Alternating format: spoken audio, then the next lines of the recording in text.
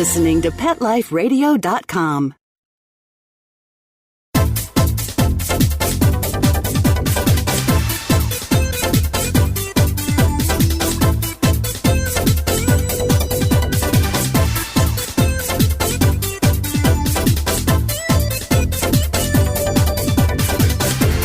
Hello! Welcome back to the Animal Party. You must have received your VIP pass in the mail.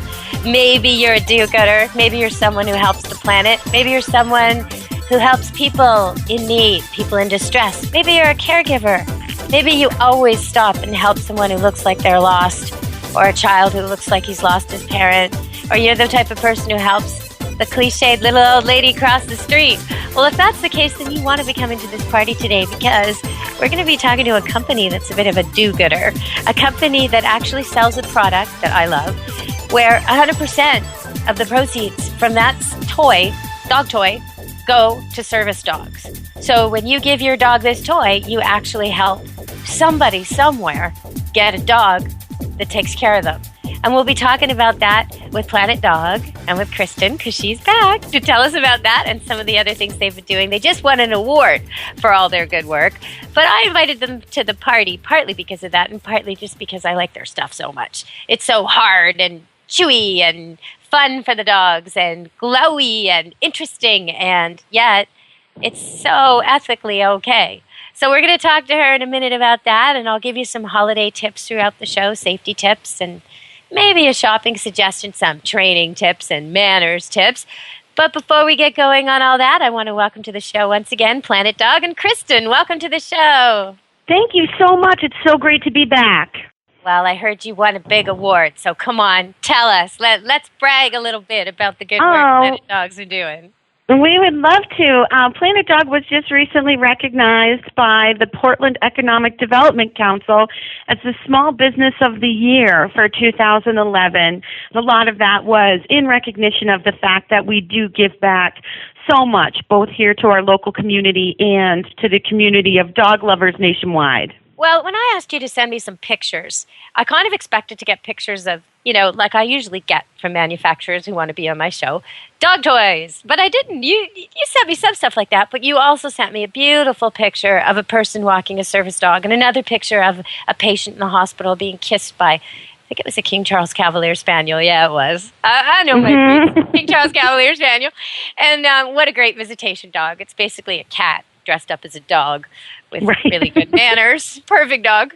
But yeah, so your company really goes out of its way to do this. And the charities it picks are pretty specific.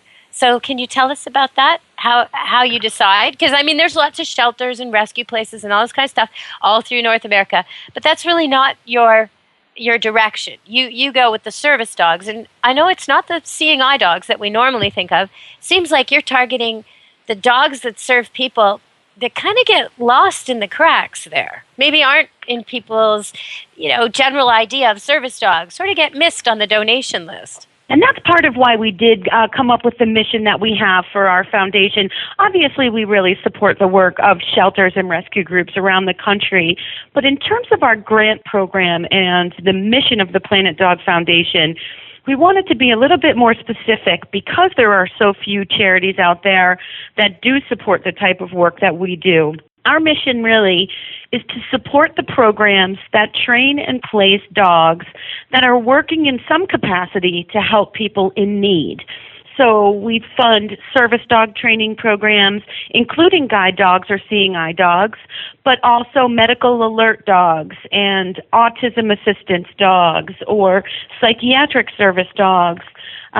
We also support therapy dog programs and animal-assisted therapy programs where maybe the dog is instrumental in a physical rehabilitation schedule in a hospital setting, helping a traumatic brain injury patient to learn how to grab again by playing tug with the dog or grabbing a ball and throwing it for the dog. Programs like that where, again, a dog is an essential component to helping a person overcome some need, be it emotional, physical, or safety related. We also support canine search and rescue programs all over the country to help find lost hikers in the wilderness, or maybe a child or an elder that's wandered away, as well as police dog and fire dog programs, military dogs that are working overseas with our troops. Those are sort of a broad scope of the number of programs that we fund. Again, helping dogs to help people in need. When you talk about the detection dogs, that's something really interesting. And I think a lot of people are sort of aware that dogs can do this. We sort of know that some dogs can find cancer. Some dogs know when an epileptic seizure is about to happen. Some dogs know when a person, especially a child's, sugar levels get to a point where they're in danger of diabetic reactions or insulin reaction or even coma. And some dogs even know and can smell an oncoming heart attack. Some of these dogs that do this weren't even trained. They just experience it once with their owner, care so much about their owner, recognize similar trouble signs, and start alerting. And it's amazing what dogs can do. So you've just outlined a whole whack of service jobs that I bet people never thought of. Learning to use your hands again kind of struck a bell with me, because I remember reading about this place, I think it was in upstate New York, where they decided to introduce just a resident couple of animals, a dog and a cat, to live in the place. It was a home for severely ill or suffering, chronically suffering people, elderly people, but people who usually, most of them had Alzheimer's and related type of things. And so there was a lot of security and things like that issues. And a lot of the people had stopped dressing themselves and feeding themselves. And they found a year after they had animals in the place, 50% of the people went back to both feeding themselves and dressing themselves at least part of the time. First, they were brushing the animal, and first they were feeding the animal. And then it led to them wanting to feed themselves. So it's really interesting, this connection you talk about. And maybe you could describe for us that type of work, the work where they're actually helping people get back skills like that. Well, there are just study after study that shows that, an animal in a nursing home, for example, with a patient with Alzheimer's, or, in sometimes situations where someone has been a victim of a violent crime and has shut down completely and is unreachable. And a dog comes in, and there's something about that human-animal bond that's able to reach inside of these people, and it brings back, I think there's memories of pets that people may have had in their past, or dogs or cats that they've loved at another time in their life, or a dog or cat that's left at home while they are recuperating wherever they are. And it just breaks down a barrier for them and enables them to reach out and have a little bit more connection with the world around them. And well-trained therapists with these dogs are really able to take those openings and work with them and use the dogs in ways that are able to break past some of the barriers that sometimes people on our own we aren't able to do. Yeah, it's pretty amazing. And I think some of it is that the pets don't judge. So they're not comparing you to how you were before, or they're not troubled by things like muscular spasms or saliva, or things that the patient can't control at that stage of their recovery. The dog couldn't care less anyway. Never could. Right. Never would. And the person knows that. But I think there's also something to this, because I've seen it with autistic kids and horses, and I know they do it with dogs. And that is, they will use the reward of the horse. The kid has to do something to get to do the thing they want to do with the horse. And, it's amazing to see these kids ask nicely, take things nicely, do what they're supposed to do, all just to get to brush a horse. And It's amazing when you watch them the first time and how excited they are to just be near such a big animal, and how excited they are to put their hands on it. And this is supposedly a kid who doesn't want to touch, and you see that he wants to touch. So many families who get an autism service dog in their homes report the same thing, that, kids who could barely tolerate touch from even their family members before the dog came in, with some time with the dog, touch becomes much more palatable to the child overall with family members and people And it also opens up these social doors for these kids who, may be mainstreamed in school, but have a hard time with their peers because of their behaviors.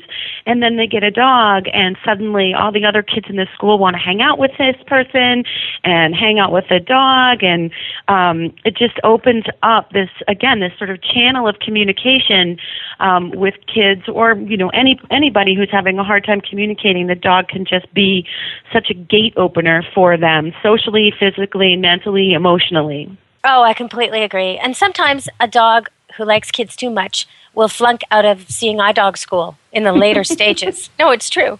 Because they'll be doing everything right. They'll be listening and looking and seeing and stopping and alerting and signaling. They'll be doing everything right. And then they'll see kids and they'll completely lose their mind. And there's a few dogs like this. They can't make it. They've had so much money invested in their career, and they're almost trained to a T.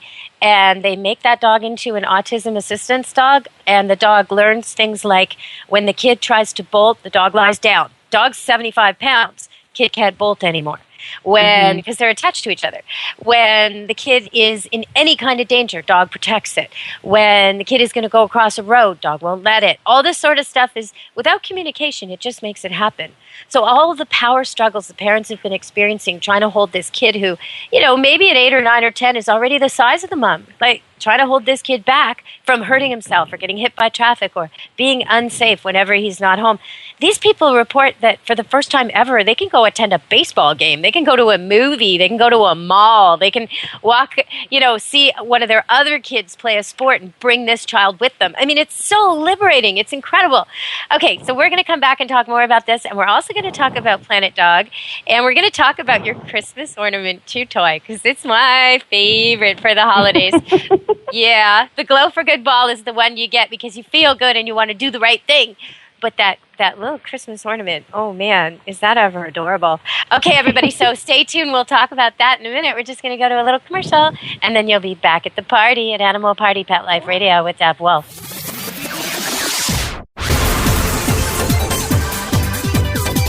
Don't go anywhere, because the best is yet to come. Stick around. Is the coast clear? Yes, let's go. Are you sure they went to Petco? Where else would they go? Oopsie. Hey, calm down. I smell presents. Go to PetLifeRadio.com/Petco and get $6 off your order of $60 or more, and up to 40% off hundreds of holiday items at Petco. PetLifeRadio.com/Petco. Uh-oh, step on it. Okay. Ow, not on my tail. Petco, where the pets go. Dyson. The new Dyson Animal Vacs are powerful bagless upright vacuums for homes with pets. Air muscle and radio root cyclone technology generates the strongest suction power to powerfully remove dust, dirt, and pet hair from the home or car. To order your Dyson Animal Vac, go to PetLifeRadio.com/Dyson. PetLifeRadio.com/Dyson to order your Dyson Animal Vac today. Dyson, music to your ears. This year, Americans are expected to spend a jaw-dropping $36 billion on their pets. From lighted leashes to high-end spa products, the discriminating pet owner can find just about anything to pamper his or her pet. Hi, this is Michelle Fern. Join me every week for Best Bets for Pets, where we'll talk about the latest pet products and talk to the companies that make them. Best Bets for Pets, every week, only on PetLifeRadio.com.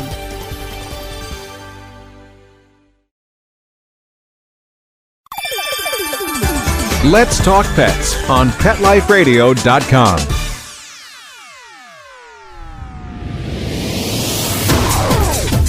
You're inside the VIP room. With the hottest party in town. Back to the party. Let's go! Hello!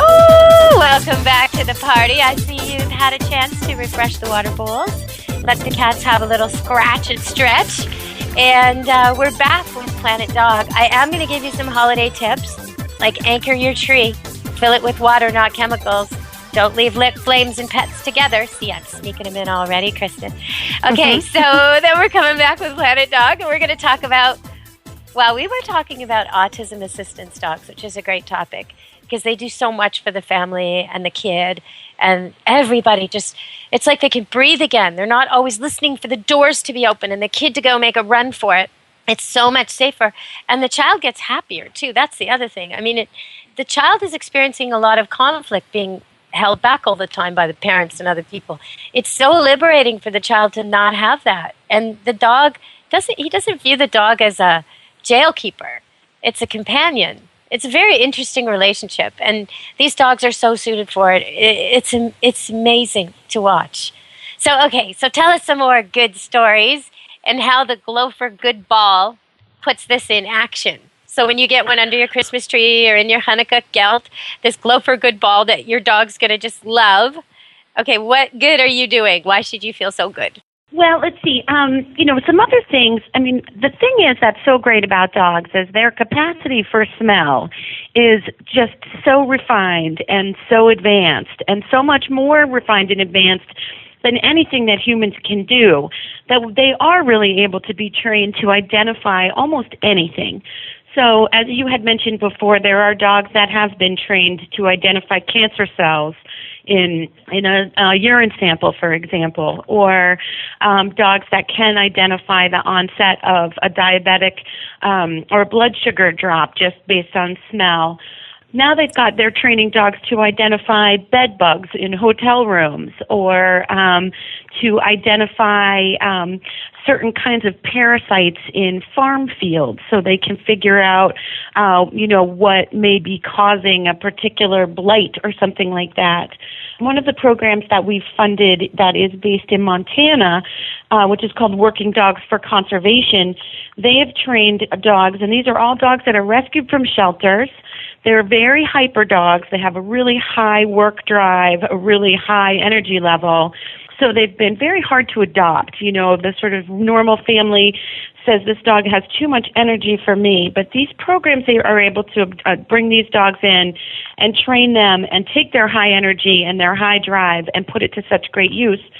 So they've trained dogs to identify the scat of a variety of different endangered species, different animals, to try to figure out where they're moving as their habitats are being forced to change because of people coming in. And oh my gosh, what around. A dream job. What a dream job for a hyper, high energy, smart dog. He gets to go through the wilderness taking basically poop samples. I mean, that's what they do anyway. That's how they live. I mean, it's so funny. He's just like, yep, I got the life. Yeah, that's terrific. They do that with whales, too. They can smell a dog in a boat, can direct the people to whale feces. And there's all kinds of things dogs can do. They can find a cadaver 80 feet under the water when a missing that person is being looked for. They can find people in snowdrifts. The things you talk about, the diabetes, what's so fascinating about that for me is there's been the odd case here and there where the dog isn't even trained. There was a miniature schnauzer that started freaking out one night, and the little girl with it. They'd only been together a few weeks. They just rescued this thing. And the little girl with it was having a diabetic reaction, and her parents had to get her to the hospital. And then the next time it happened, the dog alerted even earlier, and they just were able to medicate her at home. And it was just like, how did this dog know? Because the dog knows when everything's okay, and the dog knew the body was under stress, and it knew to call somebody. And some dogs just have that ethic. I have the odd cat and the odd dog around my house because I do have a lot of foster and other animals. So there's about 9 animals in and out of the house at any given time. And there's a couple of them that every time the phone rings, if I do the pager function to find it, the locator function, and it's beep, beep, beep, beep, beep, beep, there's a standard poodle who will run to the phone and stare at it. And one of my cats is like that too, just run to the phone and stare at it. And it's like, that's a hearing dog or a hearing cat. That's exactly what a deaf person needs. They need an animal who will run to the door and stare at it, run to the phone and stare at it. Get them paying attention, right? But some animals are tuned into this kind of thing. Some animals could care less. My golden retriever sleeps right through it, does it? She's like, what? Phone's ringing? Is it? Really?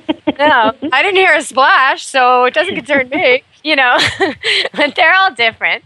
And the work you do, they pick the dogs that are ideal for this, and then they train them up for the needs to fit the people. It must be really hard to pick the charities because there's so many that are serving. It is extremely challenging for us. There are so many amazing programs out there that are doing great work. And when we open up our grant cycles and get applications, we consistently receive, 100 applications from qualified programs out there that are doing great work, and we're only able to pick a small handful of them at this point. And we very much hope that our foundation will grow and our giving capacity will grow, because there are so many wonderful dogs out there doing such amazing things for people. And as you mentioned before, there's a lot of celebrities out there who have taken on animal shelters as their cause, and there are a lot of charities that are geared towards shelter and rescue work. And obviously, there's not enough. There's always room for more of that philanthropy everywhere. You know who's on your side on this is Senator Al Franken. You remember him from SNL? He's on your side on this. He's really a proponent of the military dog. That's right. For His very disabled first veterans. Bill, that's right. The very first thing he did once in able to do something, very first political thing he did was put forth a bill which got passed, approving of therapy dogs for service people coming home with PTSD. Mm-hmm. So that's the guy comes home, he's still shell-shocked. Every time people touch him, he thinks he's in a battle zone. He can't go out, he can't work, he can't sleep. He has night sweats and night panics and hallucinations. He's a lousy dad, he's a lousy husband. He can't do anything, he gets depressed. All this is going on, whether or not he's also physically injured, because he might be. He might also be in a wheelchair or in crutches or something. But this is what he's dealing with. And then he gets a dog. And so every time this is happening, the dog wakes him up out of his nightmare. The dog interrupts the hallucination. The dog shows him when surrounds him in a crowd so nobody touches him. The dog will, just by its happy, relaxed presence, when the guy is having a flashback, he looks at the dog and he says, you know what? I'm mistaken. Because the dog's not freaked out. I'm not in a battle. Clearly, I'm mistaken. And the man learns to work with the dog or the woman, and in no time, the ex-soldier is able to function completely. And I've seen the interviews with the family members and the guy and the dog, and it's just amazing. So, way to go, Al Franken. But I want to go back to your Glow for Good ball. Can you describe it to everybody? Because I'm hoping people will order it, because the proceeds go to service dogs and the people who need them. So, let's go. Go! Well, the nice thing about Planet Dog is that a percentage of all of our sales goes to support our foundation and all of this great work that dogs do. Our Glow for Good ball is 100% of the proceeds of every sale of the Glow for Good ball do support the foundation. The Glow for Good ball is made out of our signature Orby Tough material. It's extremely durable, great for aggressive chewing dogs. It glows in the dark, so if it lands in the backyard or rolls under your couch, you can always find it. And they are very bouncy. They float, so you can, toss them in the water for dogs who like that game. And again, very durable and 100% guaranteed. Planet Dog guarantees all of its products 100%. So the Glow for Good ball really is, it's a special treat for the dog and for the person, because it does give back so much, while also rewarding your dog for being such a great companion. Is it in two sizes now, or just one? It is in two sizes. We have one, there's a 3-inch diameter ball, and then we also did a slightly smaller one that fits into our woodchuck or any other ball tosser. It's kind of more the size of a tennis ball, so it fits into the ball tossers out there, including ours. Okay, so if you're listening and you have a rude dog, a hyper dog, a dog who doesn't listen, a dog who maybe even takes his ball and gives it to other people at the park, this is an indication that your arm is not worthy of your dog. And that means you need one of these catapult things, because that's what they are. It's like a little catapult.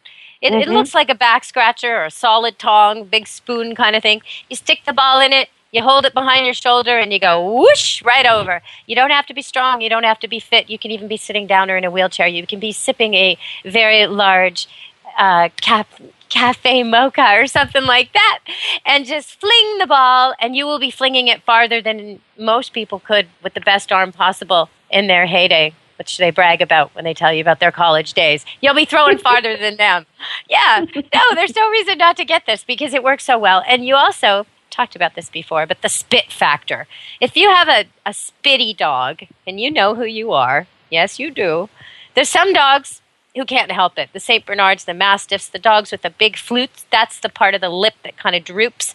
And actually, people would be surprised to know this. In those breeds, it is considered a mark of extreme beauty that the boys have these big, floppy, lippy, gummy, slobbery lips. But anyway, so these dogs can't help it. A ball is with them 1 second, and it's covered in this white, foamy, goopy stuff. You don't want to get anywhere near that. You can scoop up the ball and fling it again without that getting near you with the scooper thing that she's talking about. But the other thing is there's dogs who shouldn't do that and do. There's some dogs who get so excited. I've known a couple labs who gum up their ball. So if you've got a gummy ball dog, then you definitely want one of these. Or if your arm isn't worthy of your dog, then why not tire your dog out in a tenth the time by throwing it properly? Let him really get going. Instead of short little wind sprints, let him do a workout, an endurance workout. If he's a good dog and he fetches well, and if he's not a good dog and he doesn't fetch well, you should check out my videos. They're free on YouTube. There's 10 of them up there right now. 7 of them are training tips. So just go to YouTube, Deborah Wolf, and check them out. You can get come and sit and fetch manners and all kinds of stuff off there. So your dog will be good. Yes, he will. And since the holidays are coming, we should talk about that a little bit. Everybody's dog should know off and down, and they should be interchangeable. No matter who says it, when they say it, if the dog is committing an offense like jumping up on people or furniture, it should get down on the floor if it's told off or down. And if half your family speaks German and they're all coming to visit, teach it that in that language. Make sure everybody can tell your dog to get off, get down right now. Because you don't want a dog that jumps up. Now teach it to sit for all the attention you want. And that is on my YouTube video. Greetings. So check that out. You want your dog to just sit. He'll be so much happier. He'll know what he's supposed to do. And he'll be pleased to do it. He won't get mixed messages and no one will find him rude. Because as much as they may love your dog, nobody carrying a newborn baby, the first Christmas for grandson and grandma, they don't want the dog jumping up, okay? Nobody carrying a beautiful dessert that they just made, walking in the front door, wants that dog jumping up. Nobody wearing white, if it's a dark dog, or blue, navy, if it's a white dog, wants the dog jumping up. So keep the dog down and let him get praised for his good behaviors instead of his bad behaviors. Now the cats also have a role to play. So we're going to go to another commercial break, and we'll be back, and I'll give you some more tips for making your pets loved and appreciated by your house guests and minimizing the conflict. Because I know you pet people, you think, look, the pets live here all year. You're just coming to visit. Put up with it. Yeah, okay. But it's a lot easier to put up with if your pets are polite. So stay tuned, and we'll talk about that. A little bit of Christmas safety, like anchoring that tree, filling it with water, no open flames, no chocolate. Watch your antifreeze this time of year because dogs, deadly to dogs, and they're drawn to it, cats too. So watch it, cap it up, or use the good kind, the healthy kind. Don't use the chemicals that kill. If you're using the toxic stuff, make sure it's secure and no leaks or spots that pets could lick because it smells and tastes like candy to kids too. A lot of people get hurt by antifreeze, so watch that. And when we come back, I'll talk a little bit more about this, and we'll talk about the Christmas ornament toy, my favorite. And I'll tell you the number one reason animals end up at the vet in emergency, Christmas Day and New Year's Day. Coming up, stay tuned to the party.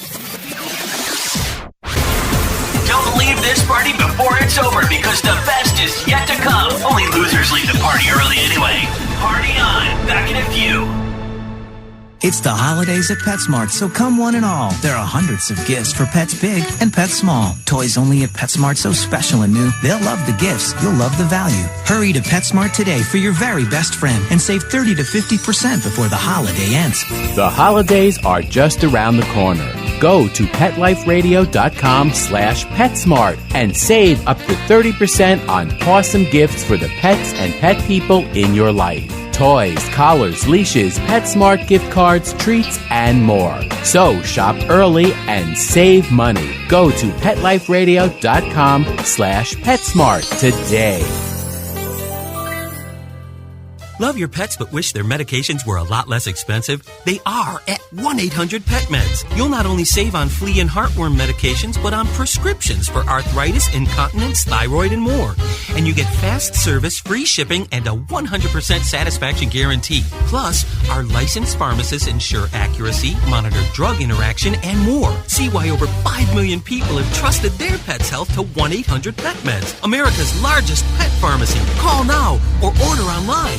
Go to petmeds.com/party, PARTY, to get 10% off any order and free shipping on orders of $39 or more. Hi, everybody. I'm Megan Blake here with my sidekick, Super Smiley, the giant mutt and spokes dog for throwaways. You're listening to Pet Life Radio, and I'd like to tell you about our brand new show, A Super Smiley Adventure. Our show explores adventures with animals. They can be traveling, out in the world trips, or inner journeys where our animals lead us to inspiration and self-discovery, or just plain fun adventures. Join us here on Pet Life Radio on A Super Smiley Adventure. Good boy. Let's talk pets Let's talk pets on Pet Life Radio. Pet Life Radio. PetLifeRadio.com.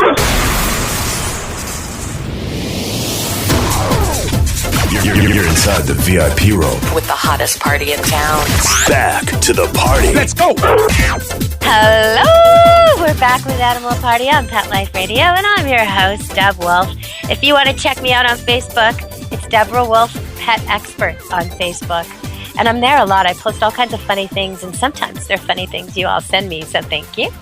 And I've also got a new site up on Facebook. Just started it 2 weeks ago, Camp Good Dog. And that's thanks to Jenny, who's organizing that. Jenny, Mickey's owner, who offered to do it. Yay, Jenny.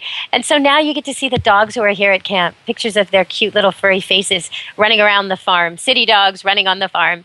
And next week we'll be putting up dogs in costumes. Yes, we will. So later in the show I'll tell you how to get your dog or cat to wear a costume. But we're back with Kristen from Planet Dog. And we were talking about their Glow for Good ball, where all the money you spend on it, you get a great toy for your dog or a friend's dog, a dog off your Christmas list, a durable toy, a toy that's great for the dog, and then all the money goes towards service dogs. But now we're going to talk about some of your other stuff. So can you tell me what inspired them to make that Christmas ornament toy? It's just so cute. Oh, well, thank you so much. It looks just like those sort of classic old school holiday bulbs, like those strings of bulbs. And we have them in red and green, and they look like they have a little base on them that looks like the little part that you would screw into a chain of lights. So they're called our bulbs. They come in a couple different sizes for different sized dogs, and they're a great seller at this time of the year. They're a great tool. You can stuff them full of treats or put some food in there or some peanut butter. It's a great way to keep the dog busy while you have all those visitors over at the holidays. And the dog has a lot of energy and is excited because of all the people, and it's a great time to give them an interactive toy where they can just sit and gnaw away while everybody else is opening their presents, and the dog is just as happy as can be with their own little Christmas decoration in their mouth.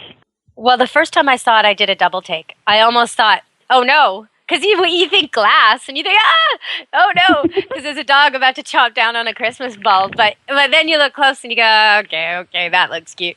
Now, I want people to hear what you just said about that activity. Okay, so there's people home from school, people home from work. There's extra food going on all the time, so the dog is getting it. Even if you're trying really hard, stuff is dropping. They're getting extra food. People are giving them treats on the side. They're getting extra. So they got extra energy, extra excitement. They need extra walks. Now, this is the time your kids are most bribable. There's 8 nights of Hanukkah. There's, Christmas Eve, Christmas Day, all kinds of presents, Santa, blah, blah, blah. They got to be good. They should be earning points on a chart, little paw stamps or something where, every time they walk the dog or feed the dog or brush the cat or play with the cat or teach the cat a trick or teach the dog a trick, they get a point or a sticker or something going on, because really, these animals need more time and more energy out as well as in. So they'll be a lot better when your guests visit if they're tired. The dog will be better. The cat will be better if they're not bored out of their minds. Now, if you have guests who are really, really allergic, you want to make sure that the cats don't go all over their stuff. I mean, that's just horrible. If they're sick every time they come to see you, they're not going to like you they're not going to like your cats, and they're not going to like coming to your place for holidays. And it's not because they're a Grinch. It's because you're making them sick. So, help them out. Let them put their coat away where the cat won't lie on it. Everybody else's coat can go lying on a bed where the cat will snuggle it. Isn't that cute? Yeah, put theirs away. Same for the shoes. Put theirs away. If you've got your cats confined in a room because your cats are troublemakers and you know it, or because the people are so severely allergic, okay, when you go visit them in that room, change clothes. have sweats or something hanging from the door inside the room that you put on when you go in there and when you come out. Put your hair in a ponytail because you don't want to be bringing all that back out. Now, they could go and get a treatment or two and get over their allergy, but until they do, and you know how to do that through thewayoflaura.com. But until they do, when they come visit, it's just they're not prepared for it. Their systems can't handle it, and they'll get sick. So they won't like your animals if they're rubbing all over them and jumping all over them and rubbing all over their stuff. So try to make it really easy for the guests to deal with. Now, cats shouldn't be up on counters and tables when guests are around. If they're allowed to normally, you are going to have to put them somewhere else because they won't just learn for that moment. But there's a lot of people who are really squeamish about that. So that's something to consider. I know cat lovers don't even consider that a lot of the time, but you're grossing out your guests if you're letting the cats jump on the counter. And hey, I'm totally guilty. I just wipe it off, clean it off, and I think it's fine. Yeah, okay. But when I have guests, I make sure the cats are off the counter and out of the room because otherwise, yeah, my guests don't want to eat the food. And I can't exactly blame them. If they're not as pet friendly as me, as pet obsessed as me, if they don't have pet fur on all their clothes, maybe they don't want it on all their clothes. So you have to think about that this time of year. You also have to think about the food treats. Don't decorate your tree with food. Popcorn, chocolate, candy canes, anything like that is just misleading. Peppermint is a draw for cats. All mint, all herbs are. But even the dogs, they'll smell the sugar in it or the fake sugar, which is even worse. There's a chemical they use and all these sweeteners that are really, really bad for animals. So you want to keep your animals away from the junk food. Away from all that stuff. Box it up, lock it up, take it out when you're actually giving it and gifting it, and then box it up again. Now here's something really important for the cats. They love the decorations. That's the thing that's going to hit them the hardest. So make sure you've got the garbage bags right there for when people are opening things so it gets put away. And even go through and tape things down or take them off. If there's especially tempting tinsel coming in or anything on a present where you just know your cat's going to want to eat it, just don't let them. Don't decorate with tinsel anywhere. Anything toxic that glitters and floats and flutters will really be a problem in your cat's stomach. Okay, so the number one reason dogs and cats land in emergency on Christmas Day and New Year's. Do you know, Kristen? I'm thinking plant-related something, poinsettias? No. And people used to say poinsettias were toxic. They will make animals a little bit sick with diarrhea and things. So you really shouldn't have too many of them. Try and avoid them, but it's not as toxic as we used to think. But no, the number one cause is people binge their dog or cat on the turkey gravy. Or the dog or cat gets into the garbage sometimes. And sometimes that means they get foil and fat. But it's just way, way, way too much. If they gave him a quarter teaspoon on top of his kibble, it would be fine. Or if they gave him actual turkey meat along with his dinner, that would be fine. But to let him eat out all that fat all at once, it's a big shock to the stomach. And a dog can actually die from that. So really don't do that. That's the number one reason. Another thing to consider this time of year if you live in a cold climate is rinse off the paws. That's salt on the road. If the dogs are outside and then they lick it off, it goes into their system and it's really, really toxic. And they only have two choices, either burn their pads or burn their stomachs. So you really need to just rinse it off, dry it off, and get it off them before. And for old arthritic dogs, cats, keep them warm, keep them dry. A hot water bottle that's completely covered in a fitted cover is a great idea because both cats and dogs will self-medicate. They'll sort of position themselves on it the way they need it. If you put a lot of blankets on it, they'll uncover it to the heat they want. I mean, they're amazing at this. And that helps them a long way just to not feel so stiff, not feel the aches and pains of the cold this time of year.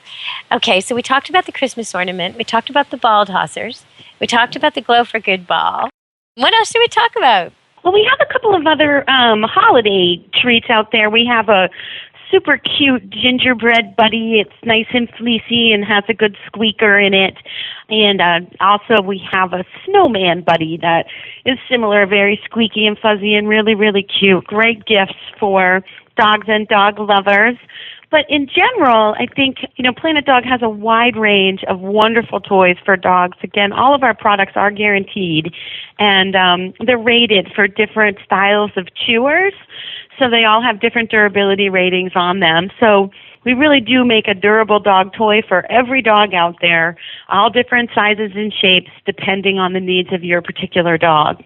I had a very trim, very fit, buff, not fat at all, 126-pound Rottweiler. Big, huge, tall dog, yeah. He just died about a year ago. But We used to get these things in the mail all the time, samples from different companies and everything. I'd be tossing up for the blue heeler, his best friend, and the standard poodles and the golden retrievers and all the lab crosses, and they'd all be excited, and he'd be looking at me like, And then one day, you sent this enormous glow-in-the-dark ball. It's almost the size of a small cantaloupe or a very large Florida grapefruit. And his eyes, he just looked at me like, that's for me, isn't it? This is a dog who, up until then, the only thing he could play with was a basketball, and he would pierce it. It would only last a little while, but it was good for a little while. It didn't matter if it hit him in the head, or he would actually headbutt it up and up and up and up, and it would you'd almost wince watching him play with this thing, and then eventually he'd pierce it, and it would be a dead basketball. And so so it wasn't a very good game, and it didn't work at all. I still have that ball that you gave. He never destroyed it. I still have it, and it glows, so I know where it is. And that's the thing. I mean, people think, why would you bother with a glow ball? Well, when you're trying to get work done, like at dusk, and you're trying to clean up the lawn quickly because the next morning you're going to mow or something like this, or you're looking for a ball because you want one and you can't find them anywhere, it's nice to have a glow-in-the-dark ball, and it's nice not to trip over it. It's nice to be able to see them anytime. It's nice if you're playing with little kids and dogs. It's a really nice added feature, so I think it's a cool thing. But I think we're almost out of time, so I'm wondering if there's anything else I should tell people. Oh, the flames. Okay, don't leave dogs and cats in with the Christmas tree if they're gonna mess with it. Then somehow either lock the tree in a small room or lock the pets somewhere else. If they're gonna mess with it, they can't be with it. Someone has to be with them all the time, and they might mess with it. Cats really like to climb Christmas trees, especially real ones, and so you got to be aware of that. That's why I want you to anchor the tree to the wall, to the ceiling somehow, because they're going to get up there if they feel like it. And maybe it's funny, so make sure you don't have your cherished breakable glass and crystal on there. Make sure if you do have nice ornaments, they're higher up. Lower down ones are more the kind that you don't care if kids play with, and dogs, cats maybe get a hold of. Make sure you're always watching, because anything that pops off and can be swallowed can be a real problem. And then again, no food around the tree. That sends a mixed message. The flames, when you light candles and you're not supposed to blow them out like for Hanukkah, use tiny little birthday candles if you don't want to be having to supervise them for an hour or two. And make sure the flames are not left alone with the animals, because cats will play with them. They'll ignore them and get singed by them. They'll knock them to the floor. They'll chase the shadows. There's a lot of things cats will do with flames that are not good things, really not good things. So you don't want any kind of lit candelabra in the middle of the Christmas table or on the tree. You see these things once or twice a year. Every year, these disasters in the news where there's a house fire, and that's how it started. And, the house cat and the mantelpiece, and they all went out for a walk, and they came back, and boom, it's, the fire trucks are there. So we don't want to be doing that. We want a safe holiday. And buy your cats and dogs treats they are allowed, or make them treats they are allowed, and put them in really easy-to-see containers that are labeled that way. So when guests want to reward them, they make the dog do a trick, they call the cat by name, and then they give him the treat. And right away, people who say, oh, what do you mean, make the cat come to its name? Well, right now, when you come home, when you finish listening to this, call your cat. Say its name really loud and call it. And then go get it something it likes. It might be a mouse, it might be catnip, it might be a special skin of fish off the fish you're going to serve later tonight. I don't care what it is. Something your cat likes. Okay? It might be cuddles. It might be brushing. Whatever. Just say its name, say come, and then make that great thing happen. Do that about 5 times, and your cat will know its name. Do it when you come home from work or school, and then pet the cat, and it'll know its name in a couple of days. That's how quick they learn. They actually learn faster, a lot faster than dogs. But you got to communicate with them. And I'll be telling you more about that in the weeks to come, because we've got one more week and then we're taking a break for the holidays, and I'll be back in January. But as you know, I want you talking to your cats. I want you talking to your dogs. So to start the conversation with your cats, look at them and close your eyes. 1, 2, 3. Open your eyes. Now watch your cat. If your cat loves you, it'll do it right back at you. 1, 2, and open its eyes. It's trying to show you that it is so trusting of you, it's willing to close its eyes in your presence. Now, if there's another animal it doesn't trust in the room, it won't do this. And if you're a stranger, it probably won't do this, unless it's one of these cats that loves everybody. But if you know the cat well and he loves you and you love it, it will be so delighted that you're finally speaking. Well done, human. You stupid human, you're finally talking. Most cats spend their lives wondering why we're just not communicating, really, because they're very, very capable of communication, just as much as dogs, but they're not verbal at all. Dogs are a little bit verbal, not much. Most people just rely on that, and thank goodness dogs are so bright. But for species, we're pretty bad at our communication, so we got to get better at our physical signs and our body language and our facial language and our tone and our movement, all these things that animals totally read. Okay, so Kristen, I know you're probably aware of that from the service dog perspective, how the animals read all these things. Absolutely. I mean, they are just so much more in tune with us than we ever even realize. And when you get the opportunity to see a dog working closely with a person, you do realize that they are so in tune with every shift in your mood and in your tone and body temperature and all kinds of other things, too. They pick up on everything. Well, that's why sometimes it's your thoughts that matter. When you're standing at the park and you're so frustrated because your dog won't come and you're going to be late, and you're sitting there thinking, I am so frustrated. I'm going to be late. I'm going to be late. I'm going to be late. Okay, no matter how much you try to project the image of, good dog, I love you, come here, you're not.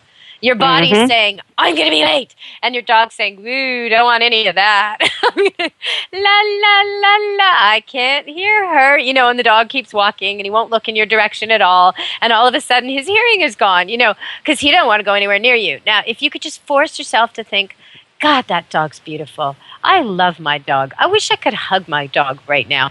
You'd be surprised how quickly he'll come. Because everything changes, right? And now he's looking at you and he's like, I love her too. Oh, I want to cuddle, you know, and he'll be there. So just be aware. Look how nice and patient she is standing over there waiting for me. Yeah, isn't she lovely? Yeah, and some people believe they actually read our thoughts. I don't know. But they certainly read our body language. They certainly read all the little cues that we're not even aware we're sending, including smell cues. Like when you're frustrated, you smell different than when you're happy. So you got to really fake it good. You got to be a method actor for this stuff. Dogs are really critics. Okay, so I'm just wondering if I should give any more Christmas tips. I know we'll finish the show, we'll end the party, and then I'll think, oh, but I didn't tell them this, that, and the other.